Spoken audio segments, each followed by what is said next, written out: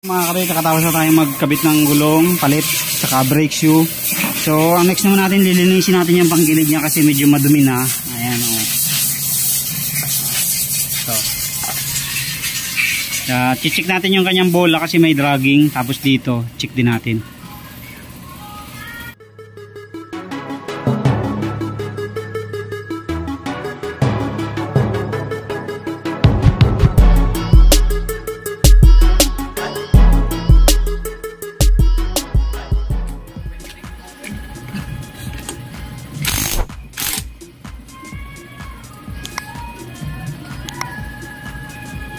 Naka ano to yun? Hindi na siya stock replacement na. Pero ayos ba? Ayos pa? Makakapal pa? Hindi, maganda ka ba? Ano yung tawag ng Monte Maria. Wala natin pa. Okay.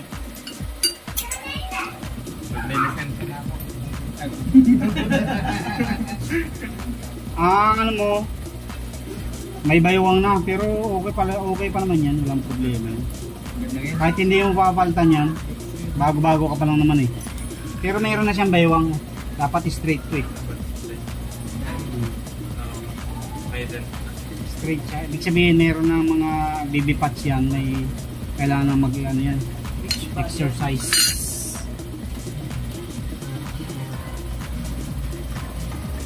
Ito ang kailangan. May tagas na yung ano mo boy. Yata. Oh? Dami? May tagas na yung oil seal mo dyan. Ayan o, nakatagas na o. Mayroon. Tagas pagtalan natin para isang gawa na lang. Tama yun sa'yo. Pagkatakas ito madamig na yun. Panggili din lang ba yun sa'yo?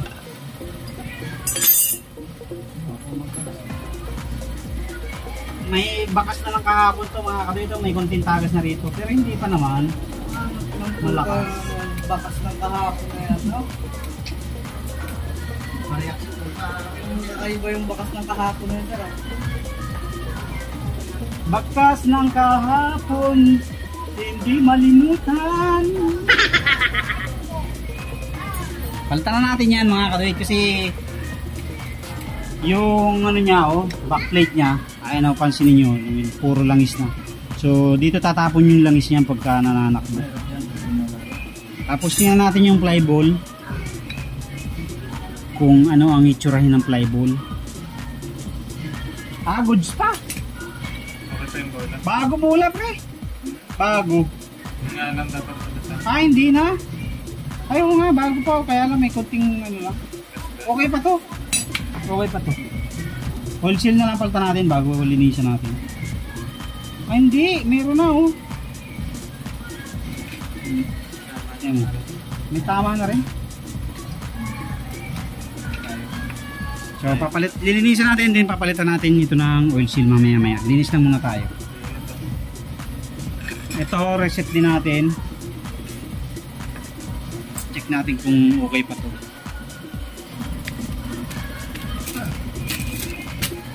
Hindi nalagyan ang pandikit. Hindi na.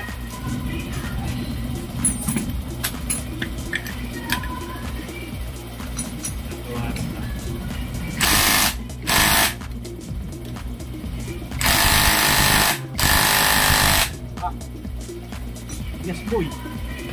Tinali pa lang ano. Tinuktok. Tinuktok.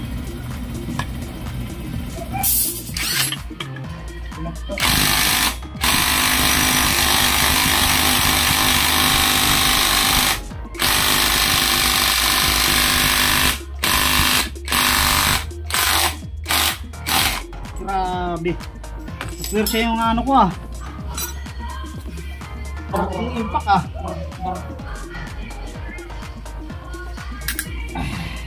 Malakas naman daw. Upgrade ka na, naka 1,000 na siguro. Ito na pala hugasan na. Well, Isulit na. pwede na yan, ikakabit mo rin naman agad na yun. Ano, bagong langis na ilagay ko? Balik mo yung luma mo kung ayaw mo din magpalit. Nakamugas ka dyan. Tatanong ka pa eh. Ah, Ha? parang nakatas mo rin na. Wala. Yung ano? Flashing? Umili ka, yun yung ang hinahanap ko rin eh. Flashing oil. Linusing oil. Patching oil lang. Patching oil. Parang walang ano to, pre. Walang guma sa loob, hula ko lang. Ayo, puro ano na eh. Yung ano, yung rubber damper. Yan. Hula ko lang nga, walang rubber damper. Yan. Oo. Oh, hula ko ha, hula ko. Ah, wala. Ba't hindi nilagyan? Wala nga. Meron ka? Meron.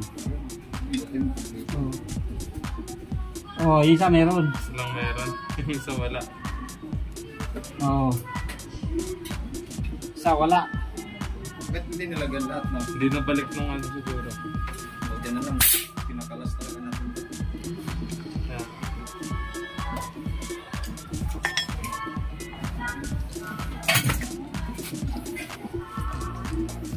Ordinary clutch lining nakalagay.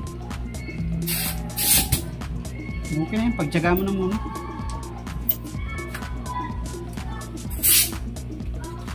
Kaya pala maingay, naingay-ingay. So yun mga kaduit, walang isang rubber damper. Hanggang cleaning muna tayo, cleaning. Maglinis mga kaduit. So mag-assemble naman tayo. Tanggalin muna natin to, lagyan natin ng bagong oil seal kasi meron na siyang tagas, pumapatak na dun sa likod ng backplate yung tagas, kaya palitan na natin. Tanggalan natin mga kabulit. Sira na, luto na. Ilang buwan yan rin bago mana? 6 months. Yung mga resita, painom mo yung mga resita. Maintenance. Nawa, meron. Bago kumain, pagkatapos kumain. Yung umaga ilalabas. Exercise.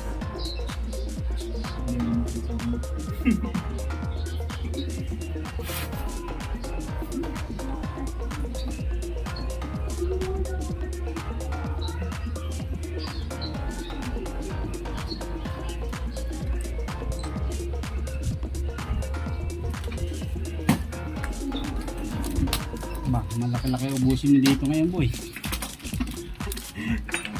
Magkano na ba yan? Mga 1,000 city mil. Ano lang yan? Pero pag mga 1,000, basic lang. Barya lang yan. Lakas kinita eh. Isang tata. 1,000 isang oras. Isang oras na yan, ganun. Grabe sa isang oras. Isang oras na ito. Isang client. Isang client.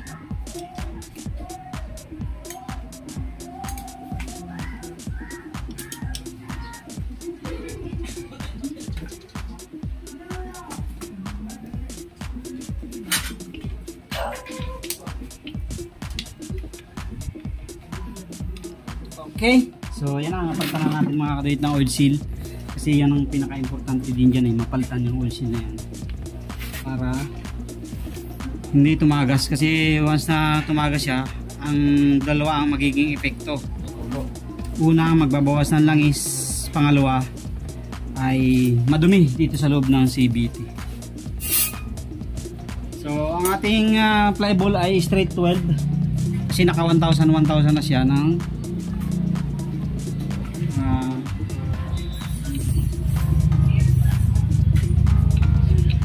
kulang isa. Okay,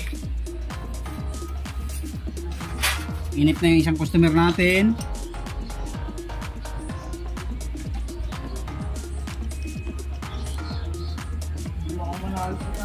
Ha? Hindi ka manalo.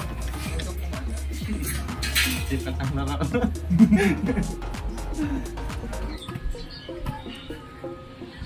Hindi na sala.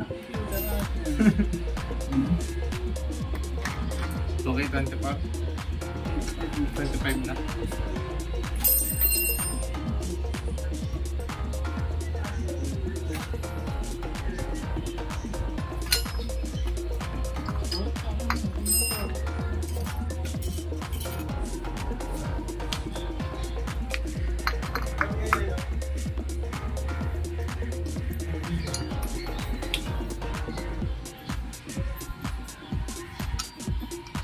Pagod ng transport to.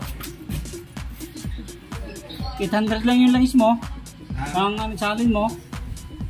Ang laki ko lang. Bahala. Okay, buuin naman natin yung ating clutch assembly.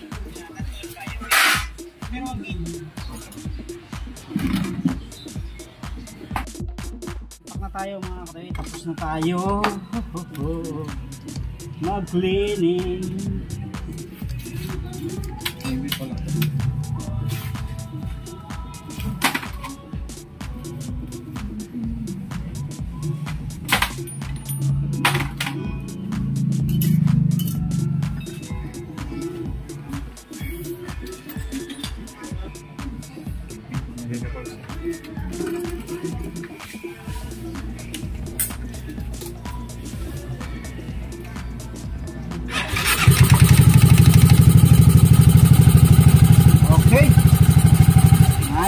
Walang kaldag.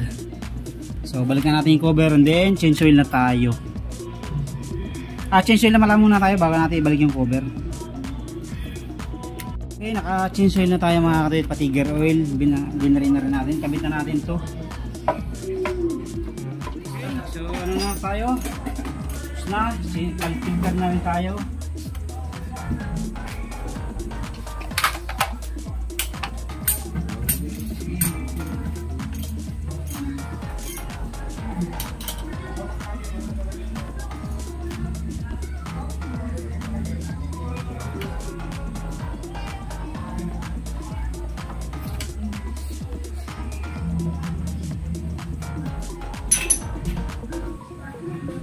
Hindi pala armor wax din. Ang linis. Okay, tapos na tayo mga katuwid dito sa pagpalit ng gulong, dalawa, brake shoe, change oil, gear oil, linis pang gilid. Ayan. So ayos na yan. Kondisyon na yan. Pwede na yan pang Batangas Loop tunnel to Tagaytay. Nasag mo Tagaytay. So yun lang mga katuwid. At ito kasi kakabili lang itong motor na to kaya nilinisan namin din, change oil namin para sigurado. Tama-tama pagtanggal namin ng langis, napakarami ng langis, tapos ang daming dumi, ribaba. Ayan, so ngayon inayos na natin. Okay, so tapos na tayo dyan. Next natin yung blue, linis pang gilid din yun. Thank you, God bless.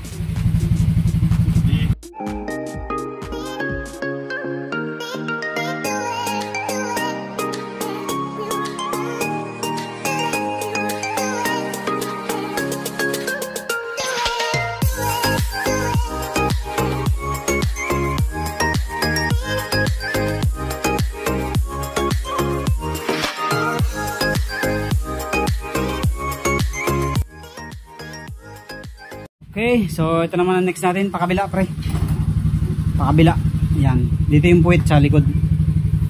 So yung isa naman na yun, nagpalit kami ng oil pump pero napakahina pa rin. So binaba namin para linisan yung head saka yung oil line.